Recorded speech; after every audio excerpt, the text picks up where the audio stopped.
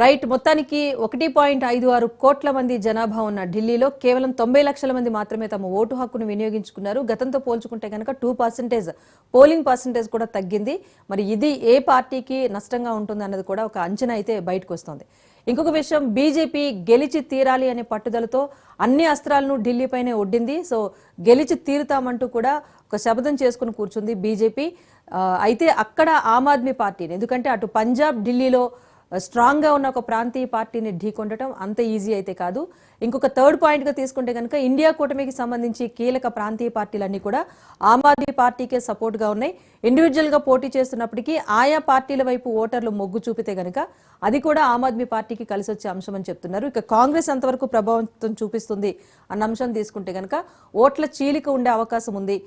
మరీ ముఖ్యంగా ముస్లిం ఓట్ల విషయంలో అయితే కాంగ్రెస్ పార్టీ కాస్త అటువైపు ఆకర్షించే ప్రయత్నం జరుగుతుంది అనే విశ్లేషణ కూడా వినిపిస్తోంది. ఇంకొక వైపు మహారాష్ట్ర, హర్యానాలో గెలిచి ఒక జోష్ మీద ఉన్న భారతీయ జనతా పార్టీ ఇప్పుడు ఢిల్లీలో గెలిచి తీరాల్సిన అవసరం కూడా కనిపిస్తోంది. ఎందుకంటే వచ్చే రోజుల్లో బీహార్, పశ్చిమ బెంగాల్, తమిళనాడు, ఉత్తరప్రదేశ్ ఎన్నికలు కూడా ఉన్న నేపథ్యంలో వాటన్నింటికి ఒక బూస్టింగ్గా బీజేపీకి ఉంటుంది అన్నది కూడా ఇక్కడ కీలక అంశంగా తెర మీదకి వస్తుంది. దీనిపైన మనం చర్చ అయితే కొనసాగిస్తున్నాం. మరొకవైపు ఎర్లీ ట్రెండ్స్ కూడా చూద్దాం. ఎర్లీ ట్రెండ్స్ అన్ని కూడా బీజేపీకి సానుకూలంగానే రిజల్ట్స్ ఇస్తున్నాయి. ఇప్పటి వరకు ఎక్కడైతే లీడ్ 70 స్థానాలకు సంబంధించి 63 స్థానాల్లో లీడ్కి సంబంధించి రిజల్ట్స్ వచ్చాయి. 37 స్థానాల్లో భారతీయ జనతా పార్టీ లీడ్లో కొనసాగుతోంది.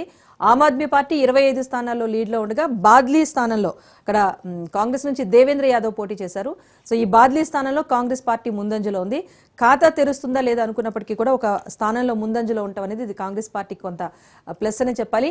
ఈవీఎంల కౌంటింగ్ స్టార్ట్ అయ్యింది. మరోవైపు కీలక అగ్రనేతలపైన మరీ ఎక్కువగా ఫోకస్ పెట్టింది బీజేపీ. ఎంతలా అంటే అవినీతి ఆరోపణలు వేసి జైలుకు పంపించే దగ్గర నుంచి ప్రతి పరిణామం కూడా చూస్తూ ఉన్నాం. ఎవరైతే కీలక నేతలు ఉన్నారో మనీష్ సిసోడియా, కేజ్రీవాల్, అతిషి, వీరు ముగ్గురు కూడా వెనుకంజలో ఉండటం ఇప్పుడు హాట్ టాపిక్గా కనిపిస్తోంది. ఇంకా చూడాలి, ఇంకా రౌండ్స్ ఉన్నాయి కనుక 12 గంటలకంతా ఎలాంటి రిజల్ట్స్ వస్తాయన్నది మనం చూడాల్సి ఉంటుంది. ఎస్, చెప్పండి వెంకటరెడ్డి గారు. చెప్పండి మేడం. చెప్పండి, వచ్చే ఎలక్షన్స్ కూడా ఉన్నాయి బీహార్లో కానీ, పంజాబ్లో కానీ, తమిళనాడులో కానీ, లేకపోతే ఉత్తరప్రదేశ్లో కానీ. వాటన్నింటికి కూడా ఇప్పుడు గెలిచి తీరాల్సిన పరిస్థితి భారతీయ జనతా పార్టీకి ఉంది కనుక కాస్త ఎక్కువగానే ఫోకస్ పెట్టిందా ఢిల్లీ పైన? ఇప్పుడు చరణ్ కౌశిక్, కాంగ్రెస్ మిత్రులు చరణ్ కౌశిక్ గారు ఆ బీహార్ ప్రస్తావన కూడా తీసుకురావడం జరిగింది. ఆయన తెచ్చిన ప్రస్తావన వాస్తవానికి నేను ఇంతకుముందు చెప్పినట్టుగా చాలా యథార్థానికి చాలా దగ్గరగా తమ్ముడు మాట్లాడడం జరిగినటువంటిది. తప్పకుండా ఉంటుంది. బీహార్కు సంబంధించినటువంటి ప్రయత్నాలు మేము ఆల్రెడీ స్టార్ట్ చేసినాము, దాంట్లో ఏం సందేహం లేదు. ఎందుకంటే ఏ పార్టీ అయినా ఎన్నికల్లో గెలిపే లక్ష్యంగా ముందుకెళ్తుంటుంది. అనేక వ్యూహాలు, ఎత్తుగడలు, యుద్ధ నీతి అవన్నీ రకరకాలుగా ఉంటే మనకు అందరికీ తెలిసినట్టు అన్ని పార్టీలకు అది సమానంగానే ఉంటుంది. ఇప్పుడు నేనేమంటున్నా అంటే భారతీయ జనతా పార్టీ నాయకత్వం వహిస్తున్నటువంటి నరేంద్ర మోదీ గారి పట్ల ఇవల్ల భారతదేశం అనేటువంటిది ఒక దృష్టితో, ఒక ఒక ఒక సదభిప్రాయంతో అభివృద్ధి కోణంలో, దేశ రక్షణ విషయంలో కానీ, దేశ సమగ్ర అభివృద్ధి విషయంలో కానీ అన్ని వర్గాల, సామాజిక వర్గాలను ముందుకు తీసుకుపోయేటువంటి దాంట్లో అంతర్జాతీయంగా మనకు ఉండేటువంటి పేరు ప్రతిష్టలు పెరిగేటట్టుగా కూడా మనకు అవకాశాలు ఆయన నాయకత్వంలో ఉన్నాయి అనేటువంటిది నమ్ముతున్నటువంటి పరిస్థితుల లోపలే వాళ్ళ ఓట్లు వచ్చింది వేస్తున్నారు ప్రతి రాష్ట్రంలో. ఎందుకంటే చాలా మంది మిత్రులు, విశ్లేషకులు చెప్పినటువంటిది ఏమిటి, యోగేంద్ర యాదవ్ లాంటి వాళ్ళు పార్లమెంట్ ఎన్నికల, లోక్సభ ఎన్నికల తర్వాత ఇంతే సంగతి బీజేపీ అనేటువంటి దాని కింద ఏ రాష్ట్రంలో అయితే మాకు పూర్తిగా వ్యతిరేకంగా వస్తుంది ఫలితాలు అనుకున్నటువంటి హర్యానాలోను, మహారాష్ట్రలోను, ఇప్పుడు ఢిల్లీలోనూ కూడా జరుగుతున్నటువంటిది. కాబట్టి ఈ విజయ పరంపర గారు కొనసాగుతుంది భవిష్యత్తులో. అది మేము తీసుకునే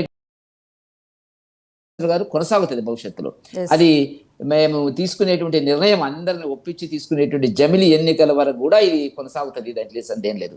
ఎందుకంటే జమిలి అనగానే కాంగ్రెస్ కాడెత్తేసినటువంటి పరిస్థితులు. యుద్ధంలో ఎక్కడ కూడా మన దగ్గర ఏ ఆయుధం లేకున్నా కూడా మేము పోరాడతాము, గెలుస్తాము అనేటువంటిది ఉండాలి. కానీ ప్రతిపక్ష పార్టీలు ఎందుకో జమిలి అనగానే, గతంలో 3-4 ఎన్నికలు జరిగినాయి జమిలి ఎన్నికలు, ఇప్పుడు ఎందుకు వెనక్కిపోతున్నది అనేటువంటిది. కాబట్టి ప్రజా అభివృద్ధి కార్యక్రమాల మీద కాకుండా ఏమైనా ఈడీలు, సిబిఐలు అనేటువంటివి మాట్లాడడం ఒకటి, రెడ్ పుస్తకం పెట్టుకొని తిరగడం ఒకటి, మూడవది ఏంటంటే విష ప్రచారాలు చేయడం అనేటువంటిది. ఎందుకంటే గతంలో 400 సీట్లు వస్తే లోకసభలో రాజ్యాంగాన్ని మారుస్తారు, అంబేద్కర్ రాజ్యాంగానికి పూర్తిగా భిన్నంగా తీసుకుపోతుంది భారతీయ జనతా పార్టీ అని చేసినటువంటి, ఇక్కడి నుంచి తెలంగాణ నుంచి ముఖ్యమంత్రి, అప్పుడు ఇప్పుడు ముఖ్యమంత్రిగా ఉన్నటువంటి రేవంత్ రెడ్డి గారు ఇచ్చినటువంటి ఒక విష ప్రచారం వల్ల కొన్ని రాష్ట్రాల్లో మాకు నష్టం జరిగిన మాట వాస్తవం.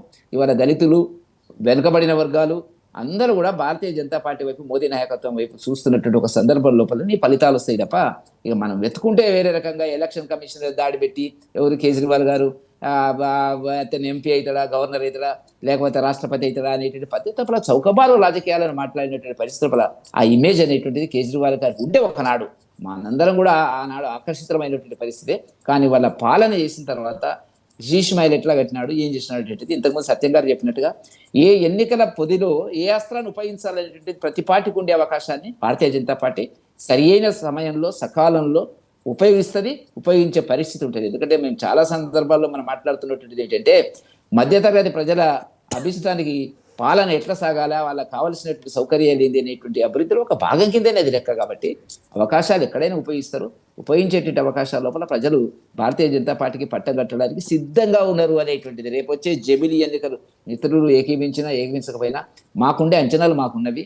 ఒక హిందూ సామాజిక వ్యవస్థలు ఏవైతే ఉన్నాయో ఈ దేశము, దేవుడు, భక్తి, ఆధ్యాత్మిక భావజాలము, సంస్కృతి, సాంప్రదాయాలు వీటన్నిటి పట్ల ప్రజలు ఇవాళ ఆకర్షితులవుతున్నటువంటి సందర్భం. అభివృద్ధి కోణంలో ఒక భాగము తీసుకెళ్తున్నటువంటిది సాదాసీదా ఏ ఆరోపణలు లేకుండా సింపుల్గా ఉండేటువంటి మోదీ గారి యొక్క వ్యక్తిగత జీవితం కూడా ఈ దేశానికి శ్రీరామ రక్ష అనేటువంటి పద్ధతి లోపల జరుగుతున్నటువంటి విషయాన్ని మనం గమనిస్తే భారతీయ భవిష్యత్ అంతా కూడా